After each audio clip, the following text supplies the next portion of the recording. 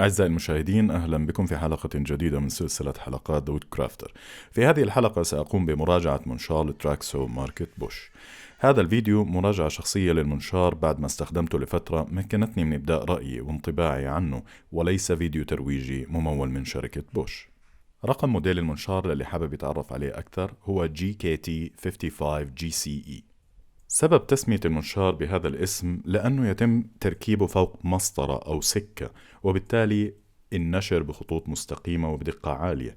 أيضا من الأسماء المستخدمة لهذا النوع من المناشير البلانج سو، بسبب حركة الغطس إلى أسفل التي يقوم بها المنشار عند البدء بعملية القص. مثل ما انتم شايفين، هاي المسطرة اللي بيركب فوقها المنشار من أجل قص دقيق جدا وفي خطوط مستقيمة. مواصفات المنشار: قوته 1400 واط، بيشتغل على تيار كهربائي من 220 ل 240 من 50 ل 60 هرتز، سرعة دوران الشفرة من 3600 إلى 6250 دورة في الدقيقة. المنشار طبعا صناعة ألماني. من غير الممكن تشغيل المنشار إلا إذا قمت برفع الزر الأمامي الموجود في المقبض إلى أعلى، وبالتالي بدء التشغيل ودفع المنشار باتجاه الأسفل لبدء عملية القص. المنشار عبارة عن منشارين في واحد. أولا هو منشار قرص اللي هو السيركولار سو، حيث ممكن استخدامه من غير المسطرة الألمنيوم والتي تباع أصلا منفردة كإكسسوار. ثانيا هو منشار سكة في حال استخدام مسطرة الألمنيوم معه. هذه القطع من البلاستيك توفر حماية للمستخدم من أي قطع قد تتطاير أثناء النشر، بالإضافة لتحسين عملية شفط إنشاره. هذا السهم يدل على اتجاه دوران شفرة المنشار.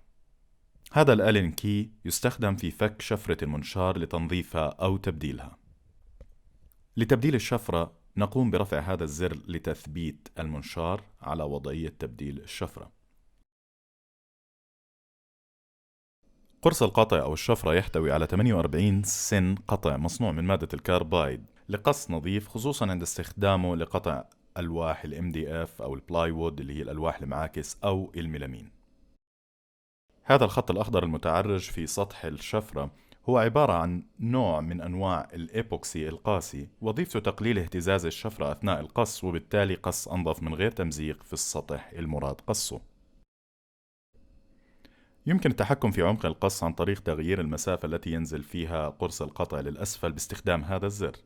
في حال القص باستخدام مسطرة الألمنيوم يكون أقصى عمق للقص هو حوالي 5 سنتيمتر، بيزداد بمقدار 7 ملم فوق الخمسة في حال استخدام المنشار من غير مسطرة الألمنيوم. هذا الزر يمكنك من إضافة سمك مسطرة الألمنيوم في حال استخدامها، وفي حال استخدام المنشار من غير المسطرة يتم قلب الزر ليشير إلى إشارة السالب، وبالتالي طرح سمك مسطرة الألمنيوم من سمك القص.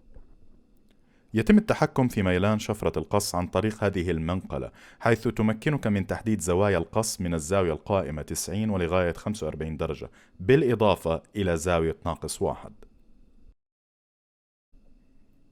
طبعا هذا الزر يزيد من زاوية ميلان الشفرة لتصل إلى 47 درجة. لتثبيت أفضل يوجد مربط آخر في خلف المنشار يتم شده بالإضافة للمربط الأمامي الموجود على المنقلة.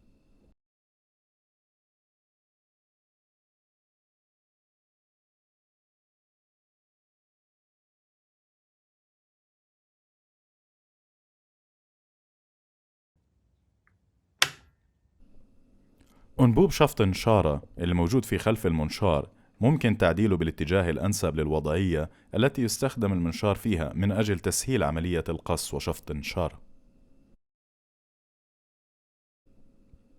هذه الأزرار الموجودة في أمام وخلف قاعدة المنشار وظيفتها التحكم في سهولة انسيابية المنشار على مسطرة الألمنيوم، وبالتالي تخفيف كمية الاحتكاك بين المنشار والمسطرة أو زيادته حسب الحاجة. هذا الخط الأخضر وظيفته كدليل للقص على خط مستقيم في حال عدم استخدام مسطرة الألمنيوم. زر التحكم بسرعة دوران شفرة المنشار من 1 إلى 6، حيث يكون رقم 1 أقل سرعة وتصل إلى 3600 دورة في الدقيقة، بينما يكون رقم 6 أقصى سرعة وهو 6250 دورة في الدقيقة.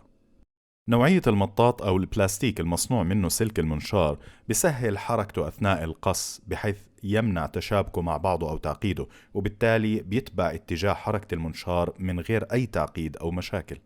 يصل وزن المنشار لحوالي 4.7 كيلوغرام. طبعا لا يعتبر خفيف الوزن، لكن بسبب وجود المنشار أثناء القص فوق القطعة المراد قصها لن يؤثر وزنه عليك خلال استخدامه. من مميزات منشار التراكسو إنه بمكنك من قص أشكال هندسية وزوايا مختلفة على الألواح. قص المنشار دقيق جدا، بالإضافة إلى أنه القطع المقصوصة تكون نظيفة جدا من غير أي تمزيق في الأسطح. من المميزات الأخرى تقطيع الألواح الكبيرة إلى أجزاء صغيرة من غير الحاجة إلى نقلها والتعامل الصعب معها، لأنك بتستخدم المنشار على اللوح وما بتحتاج لنقل اللوح إلى المنشار مثل ما بنعمل عند استخدام منشار الطاولة لتقطيع الألواح. في النهاية أتمنى أن يكون المقطع أعجبكم واستفدتوا منه. إذا كان لديكم أسئلة أو استفسارات حول المنشار تفضلوا شاركونا في التعليقات. شكرا لمتابعتكم وفي أمان الله.